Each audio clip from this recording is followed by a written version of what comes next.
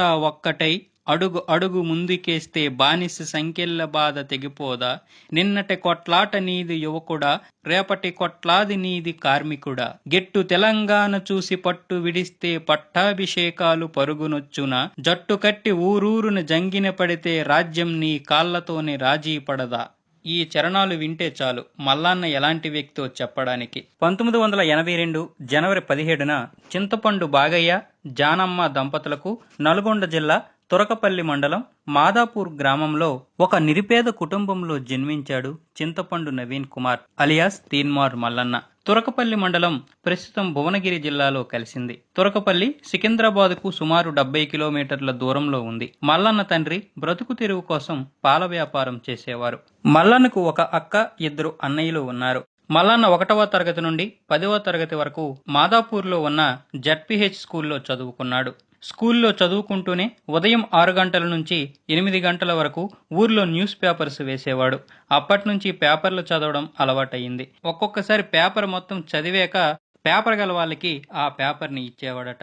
కొంతమంది కోపంతో కొట్టేవారు కూడా. పేపర్లు చదువుతున్నప్పుడు జర్నలిజంపై ఆసక్తి పెరిగింది. 10th క్లాస్ పూర్తయ్యాక ఇంటర్ విద్యానగర్లో ఉన్న ఎస్విఎస్ కాలేజీలో చదువుకున్నాడు. ఇంటర్లో ఉన్నప్పుడు ఆంధ్రభూమికి రిపోర్టర్గా పనిచేశాడు.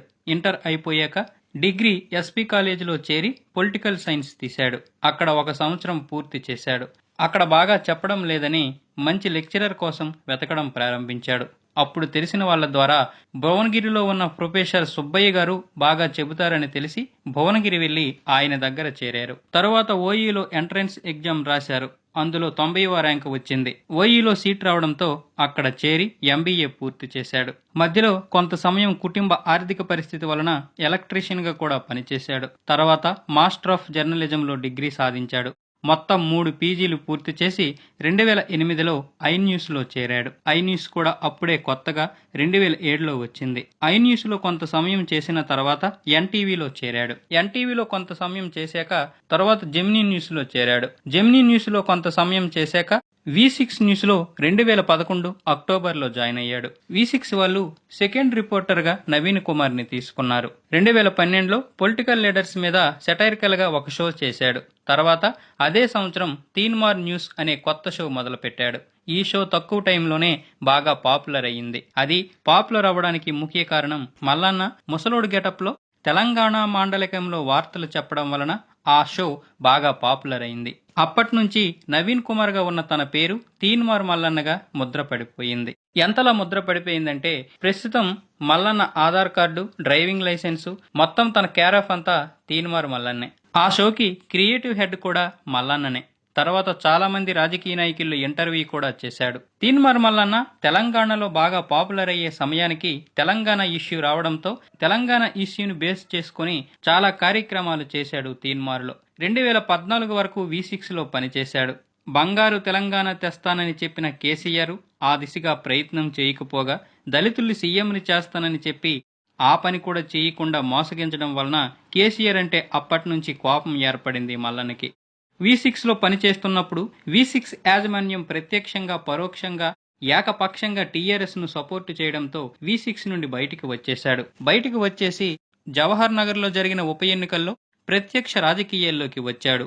ముందు ఇండిపెండెంట్ క్యాండిడేట్గా దిగాడు. తర్వాత కాంగ్రెస్ పార్టీ టిక్కెట్ ఇవ్వడంతో ఆ పార్టీ నుండి బరిలోకి దిగాడు. కానీ ఆ ఉప ఎన్నికల్లో స్వల్ప తేడాతో ఓడిపోయాడు. తర్వాత నుండి బడుగు బలహీన సంచార వర్గాలను చైతన్యపరచాలనే సంకల్పాన్ని పెట్టుకున్నాడు. తను చనిపోయే నాటికి తన ఆస్తులు కేవలం ఒంటి మీద ఉన్న ఒక ప్యాంటు, షర్టు తప్ప మరేమీ ఉండకూడదని నిర్ణయించుకున్నాడు. అప్పట్నుంచి నిత్యం నిజం, సత్యం ప్రజలకి తెలియాలనే దిశగా ప్రయత్నాలు మొదలుపెట్టాడు. టీఆర్ఎస్ ప్రభుత్వాన్ని ఎక్కడికక్కడ ప్రశ్నించడం షురూ చేశాడు. తెలిసిన వారి ద్వారా ఇన్ఫర్మేషన్ గ్యాదర్ చేసి ప్రభుత్వ పథకాలలో జరుగుతున్న అవినీతి గురించి అడుగుతున్నాడు. ఉత్తమ కుమార్ రెడ్డి, కేసీఆర్, కోదండ రామిరెడ్డి ముగ్గురు బయటికి కొట్లాడినా లోపల అంతా ఒక్కటే అని తెలిసి అవాక్కయ్యాడు.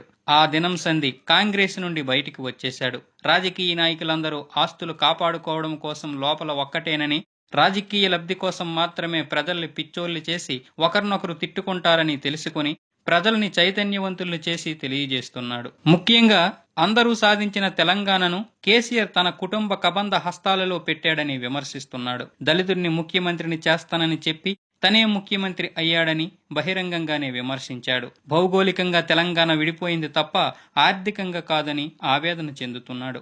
తెలంగాణ వచ్చాక టీఆర్ఎస్ ప్రభుత్వంలోనైనా సరే కూడు గూడు గుడ్డ లేని అభాగ్యులు ఇంకా ఉన్నారని తన గళాన్ని వినిపిస్తున్నాడు. 2018 ఫిబ్రవరి 9న క్యూన్యూస్ అనే ఒక యూట్యూబ్ ఛానల్ పెట్టి బడా రాజకీయవేత్తలను పిలిపించి వారిని ఇంటర్వ్యూ చేస్తూ వారి ద్వారా నిజాలు బయటకు లాగుతున్నాడు. వారితో ముందు నుంచే నిజాలు బయట పెట్టాలని, అలాగైతేనే ఇంటర్వ్యూ చేయగలనని చెప్పి తర్వాత ఇంటర్వ్యూ చేస్తున్నాడు. అలాగే ఆ ఛానల్ ద్వారా ప్రజలకి నిజాలను తెలియజేస్తున్నాడు. చాలా మంది ఆస్తుల వివరాలు సేకరించి వాళ్ళ అవినీతిని బయట పెడుతున్నాడు. నిజాలు బయట పెడుతున్నాడని కొంతమంది తనపై 4 రోజుల క్రితం దాడి కూడా చేశారు. కానీ అసలు భయపడకుండా మరికొంతమంది టీఆర్ఎస్ ఎమ్మెల్యేలను, ముఖ్యంగా జీవనరెడ్డితో పాటు చాలా మంది టీఆర్ఎస్ ఎమ్మెల్యేలపై రాష్ట్రపతి గారి దగ్గర ఫిర్యాదు చేయాలని ప్రయత్నించాడు. ముఖ్యంగా మనం క్యూన్యూస్ చూస్తే అతను తెలంగాణ ప్రజల గురించి ఎంత పాటుపడుతున్నాడో తెలుస్తుంది. తెలంగాణ ప్రభుత్వం చేపట్టిన ప్రతిష్టాత్మక ప్రాజెక్ట్ కాళేశ్వరం ఎత్తిపోతల ప్రాజెక్ట్. ఈ ప్రాజెక్టు గురించి గొప్పగా బంగారు తెలంగాణ కోటి రతనాల వీణ అనే విధంగా ఈ ప్రాజెక్టు గురించి చెబుతుంటే మల్లన్న మాత్రం దాని అసలు గుట్టు బయట పెడుతున్నాడు. ఈ ప్రాజెక్టు 235 టీఎంసీల నీటిని ఎత్తిపోయడమే లక్ష్యంగా 80,500 కోట్లతో 6 సంవత్సరాలు శ్రమించి నిర్మించారు. దీనికోసం మొత్తం 80,000 ఎకరాలు సేకరించారు. 235 టీఎంసీలలో హైదరాబాద్కు 35 టీఎంసీలు, గ్రామాల త్రాగునీటికి 10 టీఎంసీలు, కంపెనీలకు 16 టీఎంసీలు వినియోగించగా మిగిలిన 174 టీఎంసీలు కోటి ఎకరాలకు ఎలా సరిపోతుందన్నది మల్లన్న లేవనెత్తిన ప్రశ్న. నిజమే కదా? ఒక్కొక్క టీఎంసీ నీటి ద్వారా 8,000 నుంచి 10,000 ఎకరాలు మాత్రమే పొలాన్ని పండించవచ్చు. అది అందరికీ తెలిసిన విషయమే. ఆ లెక్కన 174 టీఎంసీలకు సుమారు 14 లక్షల ఎకరాల నుంచి 17 లక్షల ఎకరాలు మాత్రమే పండించగలం. కేసీఆర్ చెప్పినట్టు కోటి ఎకరాల్లో మిగతా 83 లక్షల ఎకరాలకి నీరు ఎలా వస్తుంది? అంతేనా? ఈ ప్రాజెక్టు కోసం 80,500 కోట్లు తెలంగాణ ప్రజల సొమ్ముతో పాటు 80,000 ఎకరాలు పంట భూమి, 3,500 హెక్టార్ల అటవీ భూమి అంటే సుమారు 7,625 ఎకరాల అటవీ భూమిని వినియోగించారు. ఇవి కాకుండా మెయింటెనెన్స్ కోసం ప్రతి ఎకరానికి సంవత్సరానికి 53,000 ఖర్చు అవుతుందని ఇంజనీర్లే అంచనా వేసి ఆల్రెడీ ఒక నివేదిక తయారు చేశారు. ఈ భారం ప్రజల మీదే పడుతుంది. అదే కేసీఆర్ చెప్పినట్లు కోటి ఎకరాలకు నీరు అందినట్లయితే ఎకరాకి కేవలం 9,000 పైనే భారం పడేది. అప్పుడు ప్రజల మీద భారం అంతగా పడదు. ఎందుకంటే 2 పంటలు పండుతాయి కాబట్టి 9,000 పెద్దగా భారం కాదు. అలాగే ప్రభుత్వానికి కూడా పంటల ద్వారా లాభమే వస్తుంది. ఇప్పుడు 2 పంటలు పండినా కూడా 53,000 భారం అంటే ఆ భారం ప్రజలందరూ భరించాల్సిందే. పంటలు కూడా దిగుబడి అంతగా ఉండదు. ఈ పంటల ద్వారా ప్రభుత్వానికి వచ్చే లాభం కంటే భారమే ఎక్కువవుతుంది. దీని ద్వారా భవిష్యత్తులో తెలంగాణ బడ్జెట్ ఇందుకోసమే ఎక్కువ కేటాయించాలి. అలా చేస్తే మిగతా పథకాల్లో కోత విధించాలి.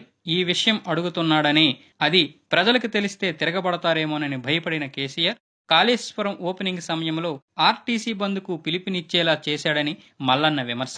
మా వర్గం వాళ్ళకి సీఎం పదవి రానంత వరకు మా బ్రతుకులు ఇలాగే ఉంటాయంటాడు మల్లన్న. అలా రావాలంటే మొదట బడుగు బలహీన వర్గాల వారు 100కి 1000కి ఓటు అమ్ముకునే పరిస్థితి మారాలి. అలా మారాలంటే వాళ్ళని మొదట చైతన్యపరచాలి. అదే పని చేస్తున్నాడు మల్లన్న. వీలైనంత వరకు ప్రతి ప్రజావేదికను, సోషల్ మీడియాను వాడుకొని నిజానిజాల నిగ్గు తేలుస్తూ ప్రజలకి అందుబాటులో ఉంటున్నాడు.